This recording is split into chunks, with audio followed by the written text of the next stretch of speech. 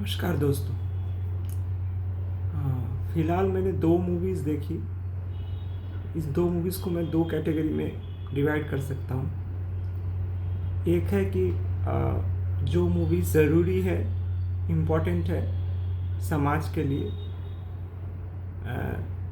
और दूसरी मूवी है जो ज़रूरी भी है और एंटरटेनिंग भी है।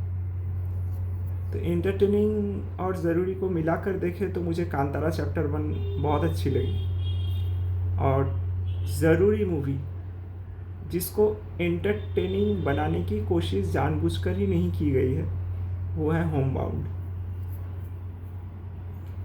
अगर मैसेजिंग पे देखें तो दोनों की मैसेजिंग अच्छी है, रूटेड है।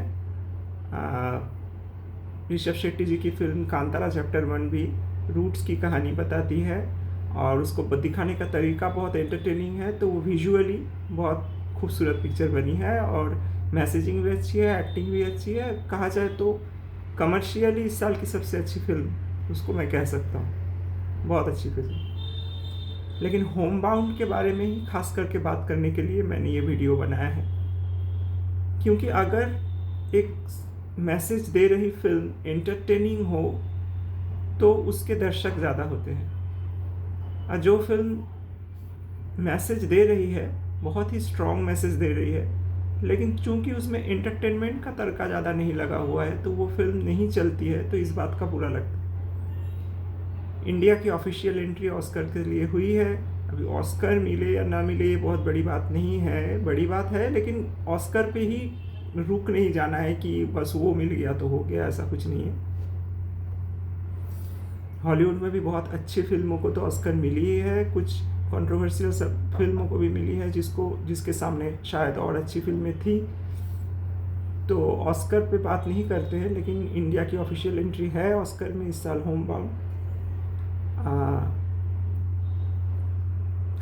होम बाउंड की सबसे खास बात है कि इसके जो डायरेक्टर हैं नीरज गहवाल, इनकी पहली फिल्म मसान भी क्लासिक थी जो मुझे बहुत अच्छी लगी थी, और ये भी बहुत ही अच्छी है। बस मसान में और इसमें एक ही फ़र्क है कि मसान में कहानी के लेयर्स बहुत ज़्यादा थे और मसान में ह्यूमन इमोशंस के जड़ तक पहुंचने की जो कोशिश की गई थी, उसमें एक्टर्स का परफॉर्मेंस उस चीज़ में बहुत हेल्पफुल था। इस फिल्म में दोनों एक्टर्स ने एक्टिंग अच्छी की है। क्रिटिसाइज मैं क्या करूँ कि जो मेहनत करते हैं वो करते हैं, लेकिन क्या है, बस यही एक बात है कि इस फिल्म के एक्टर्स को देखकर वो जो जिस चीज़ को पोर्ट्रे कर रहे थे, वो देखकर उनको वो कैरेक्टर ज़्यादा लगता है जो वो एक्चुअल लाइफ में है। अभी ईशान खट्टर, इसमें ईशान खट्टर ही लगते हैं जो एक लेबर बना है, सूरत में फैक्ट्री में काम करने आया है, या जिसके साथ जातिवाद के फ़र्क किए जाते हैं, लेकिन वो लग रहा है स्क्रीन में कि ईशान खट्टर ही है। लेकिन मसान की सबसे खास बात थी कि मसान में पहली तो बात है कि विकी कौशल की पहली फिल्म थी तो उनको ज़्यादा कोई जानते नहीं थे, तो उसका भी एक अच्छा असर पड़ा था, क्योंकि हमने ईशान खट्टर और इन लोगों को, जो दूसरे थे, क्या नाम याद नहीं आ रहा है मुझे, उन लोगों को थोड़े दूसरे रोल में भी हमने पहले देखा है। लेकिन विकी कौशल को प्रेजेंट करने का जो तरीका था वो बहुत क्लासिक था, और विकी कौशल ने उस फिल्म में जो अपनी अभिनय की दक्षता दिखाई थी, शायद ही उसके बाद की कोई भी फिल्म विकी कौशल की है जो उतनी अच्छी है। वो एक्टर बहुत अच्छे हैं, इसमें कोई दो राय नहीं, लेकिन मसान मसान ही है, उसके सामने कोई उनकी फिल्म, दूसरी फिल्म आती ही नहीं है। क्योंकि मसान के वक्त वो पूरे तरीके से रॉ थे, डायरेक्टर पर पूरा अपना कैरियर, अपनी विचारधारा कुछ भी थोपा नहीं था उन्होंने। बाकी उस फिल्म में अपने संजय मिश्रा, ऋचा चड्ढा, या जो भी पंकज त्रिपाठी जिन्होंने भी एक्टिंग किया था, सब बहुत ज़्यादा वो कैरेक्टर लग रहे थे, बस इतना ही फ़र्क है। लेकिन होम बाउंड की कहानी बहुत इम्पॉर्टेंट है, इसलिए इसके दूसरे एस्पेक्ट को अगर हम थोड़ी देर के लिए साइड में रख भी देते हैं, होम बाउंड ऐसे एक वक्त की बात है जहाँ पर जिस वक्त लोग लोगों के साथ खड़े हो रहे थे, एक तो कोरोना का टाइम दिखाया गया है, दूसरा उस बड़ी विपदा के बीच भी जातिवाद के मुद्दे को उठाया गया है। तो समाज में ये है मतलब लोग कहते हैं ना कि धड़क 2 देखकर भी बहुत लोगों ने कहा था कि क्या ये सब गांव में होता है, शहर में नहीं होता है, ये वो। सायरात में जो दिखाया गया था वो हिट हुई, लेकिन जब धड़क बनाई गई, पहली धड़क, तो बहुत लोगों को ऐसा लगा कि बहुत ग्लैमराइज्ड जातिवाद इसमें दिखाया गया है, जो भी नहीं होता है। मतलब उस वजह से धड़क उतनी चली भी नहीं। लेकिन मुद्दा एक ही है, और वो ये है कि ये बात तो है, अभी जिनके साथ हो रहा है उनको पता है। लेकिन इस जातिवाद के मुद्दे से भी अगर हम आगे बढ़ जाए तो मानवता की जो परिभाषा हमें होमबाउंड में मिलती है वो इस फिल्म को बहुत ही अलग कैटेगरी में बनाती है। अगर इस फिल्म के लास्ट के कुछ मोमेंट्स को समझ लो कि आप 15-20 मिनट लास्ट के आप देखो, तो उसमें उनकी जो लड़का इसमें जिसकी डेथ हो जाती है कोरोना के टाइम, वो पैदल चल कर जो वो लोग वापस आ रहे थे घर सूरत से, उसमें जो उसकी माँ का वेट करना है कि सुबह हो जाता है, उसे लग रहा है कि उसका बेटा आ रहा है, और वो एक खाली रास्ते की तरफ देख के बैठी है। मुझे उस एक्ट्रेस की, या जो एक्टर उसकी माँ बनी है, उनके नाम पता नहीं है अभी, लेकिन सबसे ज़्यादा कमाल का काम अगर किसी ने किया है इस पिक्चर में तो उन्होंने ही किया है। मतलब आपको किसी भी एंगल से लगेगा कि नहीं कि वो एक्टिंग कर रही है। और लास्ट वाला वो सीन जब वो ईशान खट्टर उसके रूम में आता है और उसका बेटा उसके लिए क्या लेके आया था वो देता है, वो आप फिल्म देखोगे तो आपको समझ में आएगा। और वो उनका वो रोना एक बहुत ही मतलब सब इम्पोर्टेंट सवाल के साथ पिक्चर को ख़त्म करती है। लेकिन आपका दिल सच में टूटेगा लास्ट का वो सीन देखकर।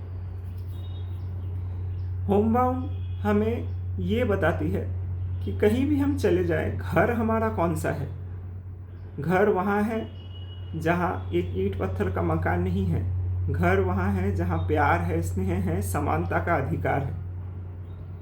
समानता का अधिकार जहाँ है वही हमारा घर है। और हमारा घर एक्चुअली हमारा देश है, ये पूरा राष्ट्र है। तो इस राष्ट्र के किसी भी कोने में हमारे साथ, या अपने गांव में भी हमारे साथ भेदभाव क्यों है? हर जगह ऐसा क्यों समझाया जाता है कि चूंकि आप मुस्लिम हैं, चूंकि आप दलित हैं, तो उन वजह से आप थोड़े हटके हैं, थोड़े अलग हैं। तो ये जो बहुत ही एक इम्पॉर्टेंट बात है आज के पॉलिटिकल सर्किट में भी और हर जगह, इस चीज़ को समझने की बहुत ज़रूरी है कि मानवता कहाँ पर है इन सब चीज़ों के बीच। मानवता वहीं पे है जहाँ पे लोग भूल जाते हैं दोस्ती में, प्यार में, रिश्तों में, कि ये कौन से कास्ट से आया हुआ है, अमीर है या गरीब है। उस मानवता को दिखाने की एक बहुत ही खूबसूरत कोशिश होमबाउंड है, जिसको देखते देखते आपको ऐसा लगने लगता है कि शायद मैं भी जिस शहर में हूँ या जिस गांव में हूँ वो क्या सचमुच मेरा शहर है। कुछ दिन पहले एक बहुत अच्छी बंगाली मूवी आई थी जिसकी कहानी मैंने मेरे एक मनपसंद क्रिटिक से सुनी, तो फिल्म देखी नहीं अभी तक मैंने, मुझे देखना है। उस फिल्म का नाम है पुतुल नाचे रीति कथा। तो उस फिल्म की कहानी को सुनकर भी मुझे लगा कि वो भी एक नॉवेल से ही बनाई गई मूवी है। उसमें भी यही बात है कि एक लड़का डॉक्टर बनने के सपने लेकर गांव से बाहर जाना चाहता है। उसको बहुत बाहर जाके अपना लाइफस्टाइल सुधारना है, पैसे कमाने हैं, ज़िंदगी में कुछ करना है। गांव में कुछ रखा नहीं है ऐसा लगता है उसको, लेकिन कहीं ना कहीं पर गांव उसका छूट नहीं रहा है। वहाँ के इमोशन, वहाँ के रूट्स, अगर बाहर भी जो जिसका एक तरह से देखो तो आप थोड़ी सी अच्छे से झलक स्वदेश फिल्म में भी थी, जो जिसके लिए भी वो फिल्म मुझे बहुत अच्छी लगी थी। कि रूट्स, और रूट्स का मतलब ये नहीं है कि अपना देश अपना गांव। होमबाउंड ये बता रहा है कि रूट्स वहीं पे है जहाँ पर आपको समानता का अधिकार मिले। बचपन में जब हम गांव में रहते हैं, अपने दोस्तों के साथ खेलते हैं, रिश्तेदारों के घर जाते हैं, पड़ोस के घरों में जाते हैं, होली दिवाली हर त्यौहार में, तो हमारे साथ कोई ज़्यादा भेदभाव नहीं होता है।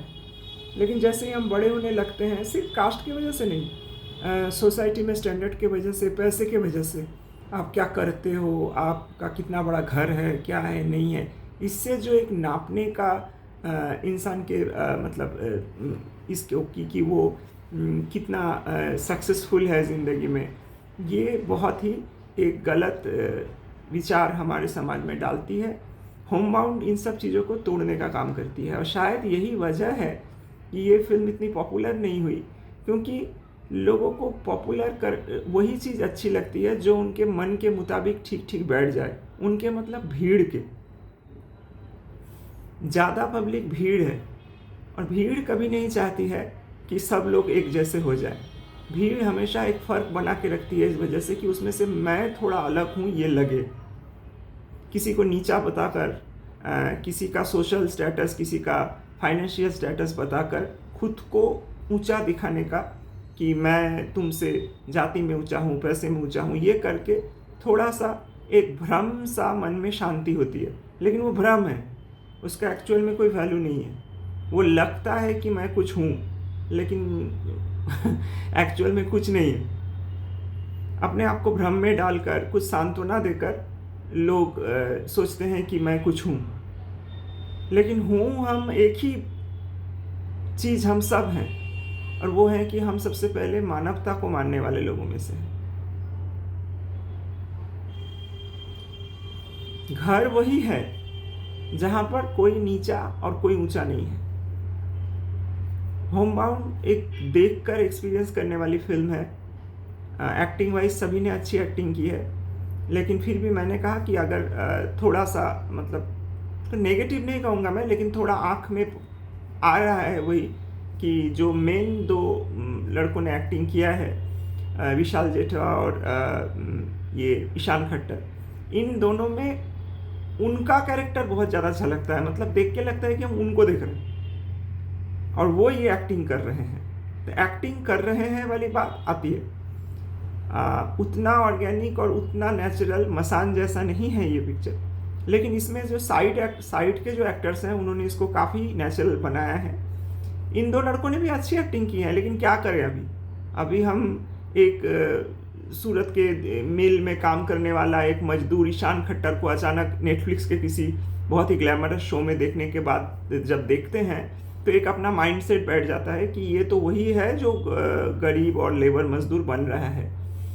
तो क्या है, कहीं ना कहीं पर ये फिल्म में एक्टर बुरा कोई नहीं है, लेकिन एक्टर सिलेक्शन और अच्छा हो सकता था, क्योंकि पता है डायरेक्टर को भी और राइटर को भी कि ये फिल्म ऐसे भी, इसकी कहानी और इसका जो मैसेज है, इस वजह से ये कॉमर्शियल हिट तो ऐसे भी नहीं होती।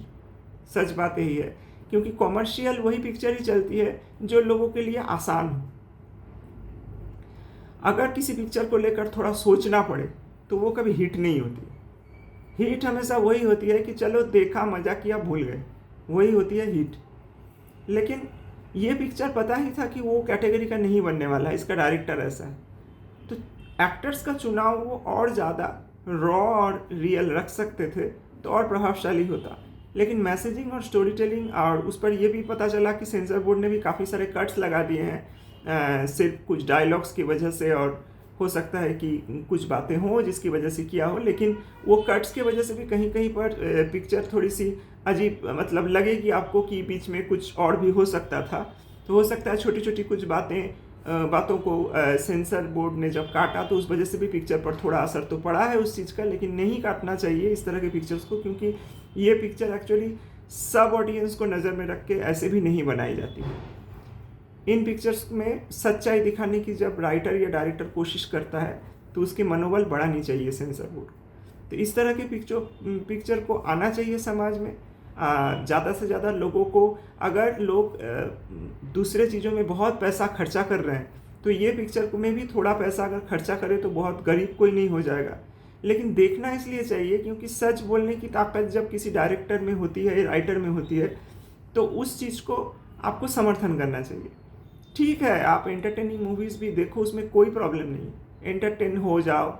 लोग बोलते हैं कि हम पैसा खर्चा करने जाते हैं, सच जानने के लिए थोड़े ना जाते हैं, हमें एंटरटेनमेंट से मतलब है, टाइम पास करने से मतलब है। लेकिन टाइम पास कितना? आप अगर 10 मूवी देखते हो साल में तो 10 के 10 में ही आप टाइम पास करोगे।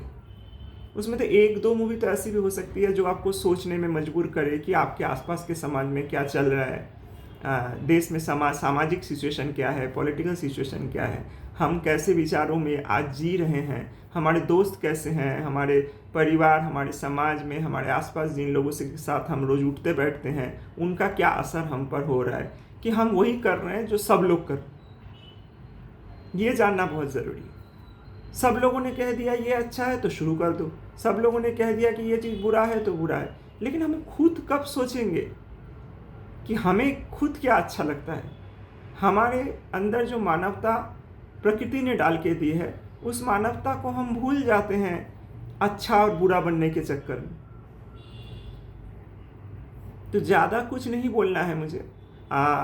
कांतारा चैप्टर 1 भी ज़रूर देखना चाहिए सबको, क्योंकि कांतारा चैप्टर 1 में भी कुछ ऐसे वेद पुराणों की बातें हैं जिन बातों को उन्होंने बहुत ही एंटरटेनिंग तरीके से दिखाया है। शक्ति, शिव, इन सब चीज़ों को जिस तरह से मतलब कॉम्बाइन किया है, तो ऋषभ शेट्टी सर की मैं बहुत ज़्यादा तारीफ़ करना चाहूँगा कि वो एंटरटेनिंग तरीके से भी एक बहुत मुश्किल पढ़ने वाली बात को दिखा सकते हैं। लेकिन जब भी हम एंटरटेनमेंट का तड़का लगाते हैं तो फ़र्क यही हो जाता है कि वो कॉमर्शियल हिट हो जाता है, लेकिन वो होमबाउंड जैसा रॉ नहीं होता।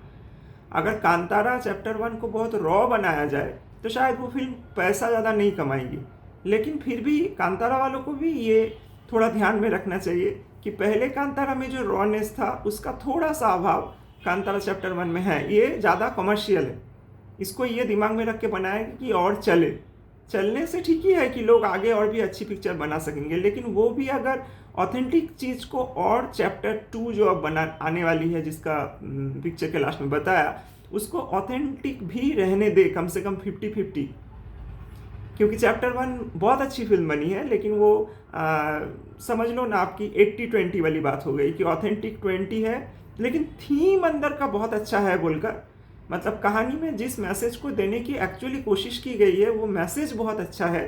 शायद वो मैसेज एंटरटेनमेंट के चक्कर में ढक गया बहुत लोगों के लिए, क्योंकि मैं वो पिक्चर देखते वक्त थिएटर में ध्यान से मैं देखा कि बहुत एक इम्पॉर्टेंट लास्ट के सीन में, या जो भी उनके अंदर जो भगवान का प्रकाश होता है या जो भी सीन है, बहुत लोग निकलते वक्त वो सब सीन देखकर बहुत लोग अच्छे थिएटर में भी हंस रहे थे। मतलब एंटरटेनिंग सीन्स में, जिन सीन्स में कुछ चमत्कार है उसमें सीटी बजा रहे थे, जब वो उनके अंदर देव का प्रकाश हो रहा था तो सीटी बजा रहे थे, शोर कर रहे थे, जब वो उनके अंदर देवी का प्रकोप हो रहा था तो वो हंस रहे थे। तो मेन बात ये है कि आप इतने लाइट माइंडेड लोगों के लिए इस पिक्चर का स्टैंडर्ड मत बिगाड़ो। मेन बात वही है कि आप अगर मैसेज देना चाहते हो तो 50-50 दोनों रखो, कि थोड़ा भारी भी पड़े। ऐसा नहीं है कि इसको कमर्शियल करने के लिए हम अपने जड़ों से ज़्यादा दूर चले जाएं। तो कांतारा चैप्टर 1 भी बहुत अच्छी लगी मुझे पिक्चर से बहुत कुछ जानने समझने को मिलता है, वो भी रूटेड पिक्चर है। और दूसरी पिक्चर अपनी जो इस साल की मुझे सबसे बेस्ट पिक्चर लगी वो होमबाउंड है। होमबाउंड हो सकता है कि थिएटर में अब ज़्यादा दिन रहे ना रहे, वो टीवी में भी आएगी, लेकिन सब लोग देखिए ज़रूर, क्योंकि समाज के लिए ज़रूरी पिक्चरों का स्थान भी एंटरटेनिंग पिक्चरों के साथ होना चाहिए। क्योंकि हम जी तो एक्चुअली समाज में ही रहे हैं ना, हम तो किसी वो बहुत बड़ी लैविश वेडिंग वाले जो नाच गानों वाले पिक्चर हैं वो समाज में, वो तो एक्चुअली हमारा टोटल समाज नहीं है। एक वर्ग अगर वैसा करता है तो वो उससे बाकी करोड़ों लोगों पर उसका कोई लेना देना नहीं है। समाज सामाजिक समानता से चलती है, जहाँ पर आपके विचार, आपके मतलब कोई भी, मतलब आपका जो भी एक्सप्रेशन है वो आपको दूसरे लोगों के बराबरी में लाके खड़ा करे, वही समाज विकास की तरफ एक्चुअल में बढ़ रहा है। तो अगर बराबरी देनी ही है तो ऐसी पिक्चर, और साथ में थोड़ी कमर्शियल पिक्चर कांतारा टाइप की, जिसमें इतना कमर्शियल है कि वो समाज के लिए भी उपयोगी है एंटरटेनिंग पर्पज से, तो कांतारा जैसे सही है। लेकिन और जो उसके साथ दूसरी पिक्चर आई थी या जो भी है, उस तरह का एंटरटेनमेंट भी अगर 10 में से 1 हो तो चलेगा, लेकिन 10 में से 5 अगर वैसा ही हो जाए तो फिर गड़बड़ हो जाएगी। तो कांतारा एक बीच में बैलेंस करने की कोशिश की अच्छी पिक्चर है, बहुत अच्छी पिक्चर है। और होमबाउंड इस साल की सबसे बेस्ट पिक्चर। अभी दिसंबर तक और क्या क्या पिक्चर आती है वो भी मुझे देखना है, लेकिन अभी तक जितना देखा है होमबाउंड आप ज़रूर देखो। होमबाउंड उन सब लोगों के लिए है जिनके दिल में मानवता है और जो समानता के अधिकार के हक के लिए लड़ना जानते हैं, जीना जानते हैं, अपने लिए बराबरी का दर्जा पाने के लिए जिन लोगों में कोशिश आज भी है, और जो एक्चुअली सच में एक विकसित देश और विकसित समाज के लिए बहुत ज़रूरी है। आप सब अच्छे रहें, अच्छी अच्छी मूवीज़ देखें, एंटरटेनिंग मूवीज़ भी देखें, और प्लीज़ होमबाउंड भी देखें, क्योंकि हर तरह के मूवी को पैसा कमा के देना ज़रूरी है, तभी एक अच्छी मूवी बनाने का मन नेक्स्ट टाइम उस प्रोड्यूसर या डायरेक्टर को भी करेगा। नमस्कार।